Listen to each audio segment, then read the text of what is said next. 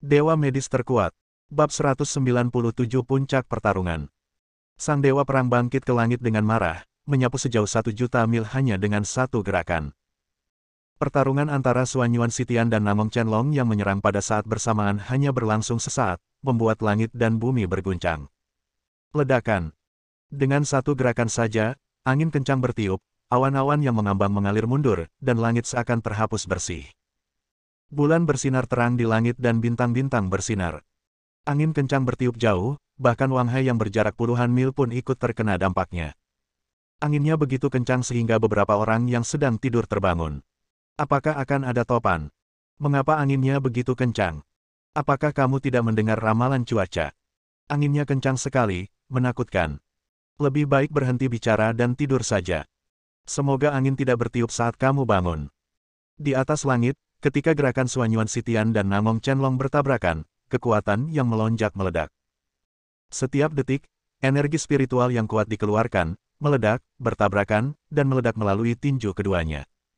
Akhirnya, berubah menjadi badai yang lebih dahsyat, menyapu bersih. Angin bertiup kencang, dan Ye Wuchen serta yang lainnya semuanya memiliki ekspresi serius di wajah mereka, menatap ke langit yang jauh. Ada ketakutan dan kerinduan di mata mereka. Apakah ini kekuatan seorang kaisar bela diri bintang 10? Terlalu kuat. Gongsun Wulei menarik napas dalam-dalam dan berkata, "Tidak. Wu Chen, kau salah. Ini bukan kaisar bela diri bintang 10 biasa. Ada perbedaan tertentu antara kultivasi kakak dan kekuatan tempurnya yang sebenarnya. Jurus-jurusnya lebih mematikan daripada jurus-jurus yang memiliki level kultivasi yang sama. Jika itu adalah kaisar bela diri bintang 10 biasa, aku khawatir dia tidak akan mampu menahan serangan kakak sama sekali." Pupil mata Ye Wuchen sedikit mengecil.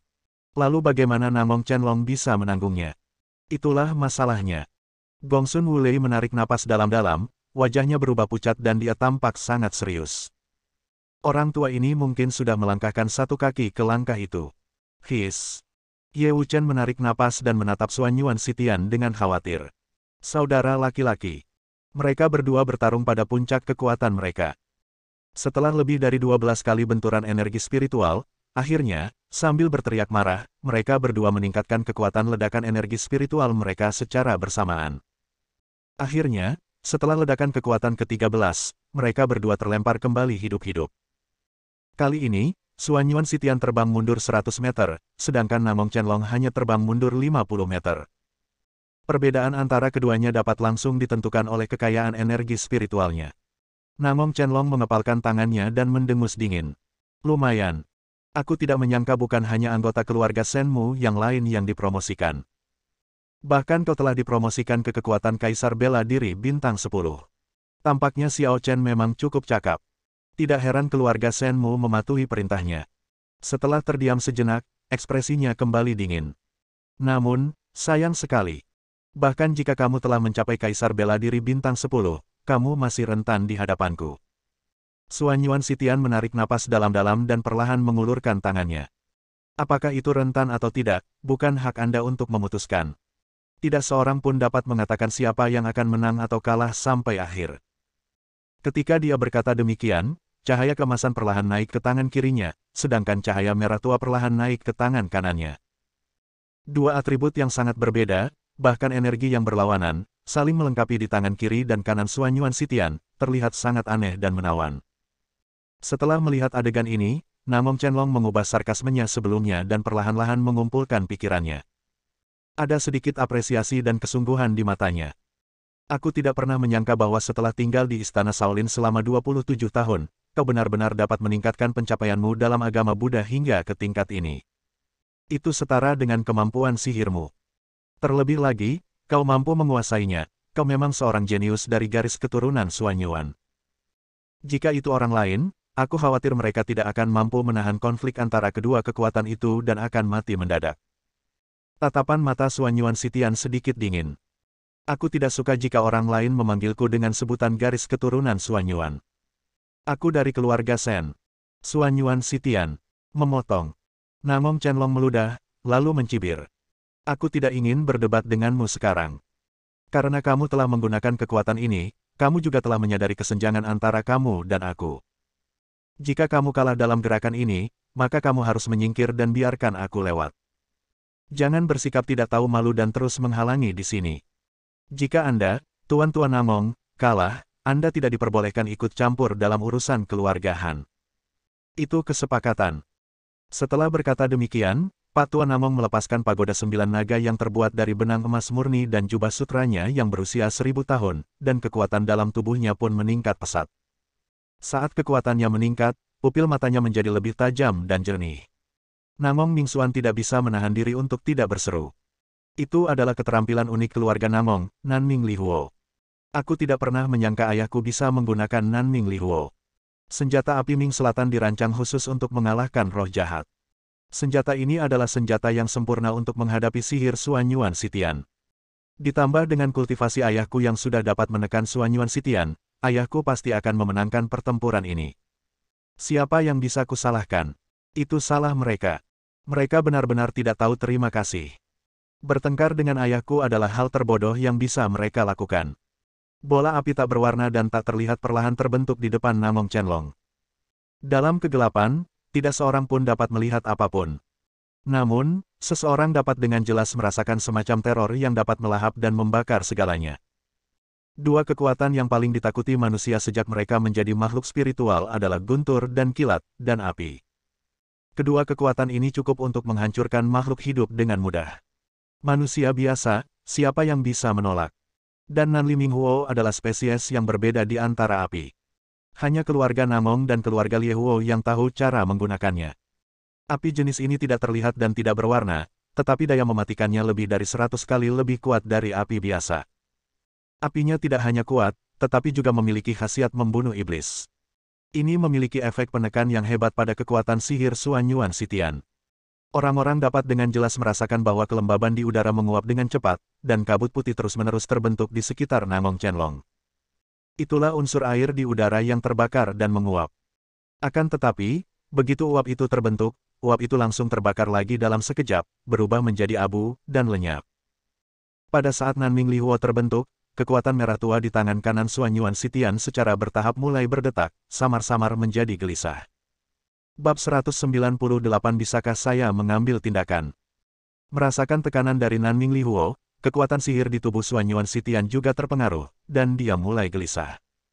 Ye Wuchen dan yang lainnya tidak bisa menahan perasaan sedikit khawatir. Saudara laki-laki. Namong Chenlong menaruh satu tangan di belakang punggungnya dan tangan lainnya di depannya, telapak tangannya menggenggam udara, seolah-olah dia sedang mengendalikan energi yang sangat kuat. Dia menatap Suanyuan Sitian dengan acuh tak acuh, karena penggunaan Nanming Lihuo telah menyebabkannya mengalami konsumsi dan tekanan yang sangat besar, jadi wajahnya menjadi sedikit pucat. Ini juga secara tidak langsung menunjukkan betapa dahsyatnya gerakan ini. Suanyuan Sitian, aku akan memberimu satu kesempatan lagi. Sekarang, kau dan orang-orangmu harus segera mundur. Masih ada secercah harapan. Kalau tidak, nanti, saat aku menggunakan Nanming Lihuo ini, hidup atau matimu tidak akan berada di bawah kendaliku. Suanyuan Sitian menarik napas dalam-dalam dan berkata dengan tenang. Hidup atau mati, terserah kakekmu untuk memutuskan. Selain itu, aku selalu ingin memahami seberapa kuat Nanming Lihuo yang legendaris dari keluarga Namongmu. Jadi, lakukanlah. Namong Chenlong menatapnya selama 3 detik dan tidak bisa menahan diri untuk menggelengkan kepalanya. Karena kau mencari kematian, kau tidak bisa menyalahkanku. Ambillah. Aku harap kau punya kesempatan untuk bertahan hidup.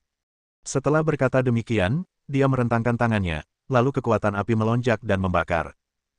Sepanjang perjalanan, kemanapun ia melintas, bahkan unsur air di udara pun seketika menguap dan lenyap, tidak ada jejak pergerakannya sama sekali.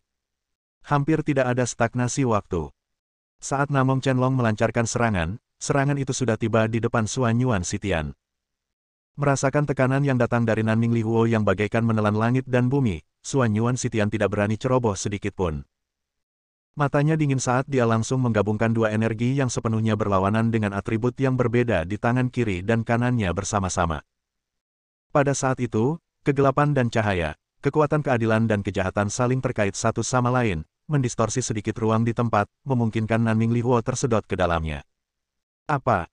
Pupil mata Namong Chenlong mengecil, dan sebelum dia sempat bereaksi, bayangan raksasa emas setinggi 100 meter muncul di belakang Suanyuan Sitian.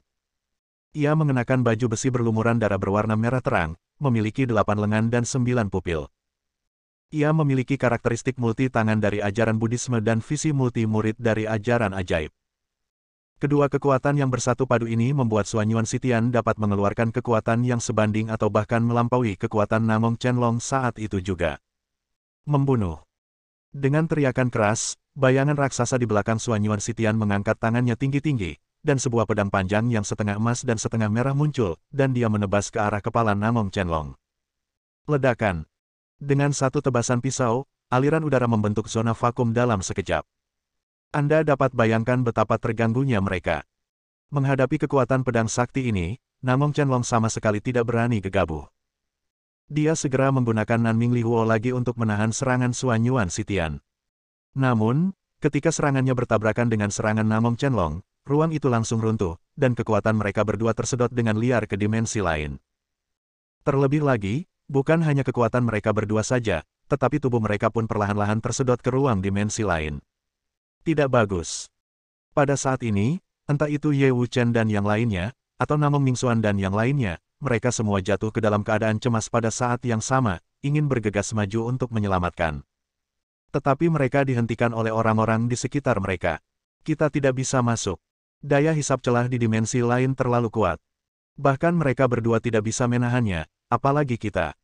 Jika kita masuk, kita akan mati bersama. Sekalipun kita tidak terhisap ke dalam celah dimensi, akibat serangan mereka akan cukup untuk mencabik-cabik kita hidup-hidup. Sial. Apa kita hanya akan menonton dan tidak melakukan apapun? Gongsun Wulei dan yang lainnya tidak dapat menahan diri untuk tidak menghela nafas, dengan kekhawatiran yang mendalam di mata mereka. Dalam situasi ini, kita hanya bisa mengandalkan mereka berdua untuk melihat apakah mereka bisa menemukan cara keluar dari situasi ini. Namun, sangat disayangkan tidak peduli apakah itu Xuanyuan Sitian atau Namong Chenlong. Tidak satu pun yang mungkin, ada jalan keluar. Tidak peduli siapa di antara mereka yang menarik gerakannya terlebih dahulu, dia pasti dapat menghentikan lubang hitam tersebut, tetapi dia tidak dapat menghentikan gerakan lawan. Dengan cara ini, Anda akan benar-benar tidak berdaya dan menghadapi serangan lawan. Kalau begitu, meskipun dia tidak mati, kemungkinan besar dia akan menerima serangan balik dari bela dirinya dan mengalami luka yang serius. Ini adalah hasil yang tidak ingin dilihat oleh keduanya. Sekalipun mereka mati bersama, mereka berdua tidak akan mengorbankan kultivasi mereka, bahkan nyawa mereka demi satu sama lain.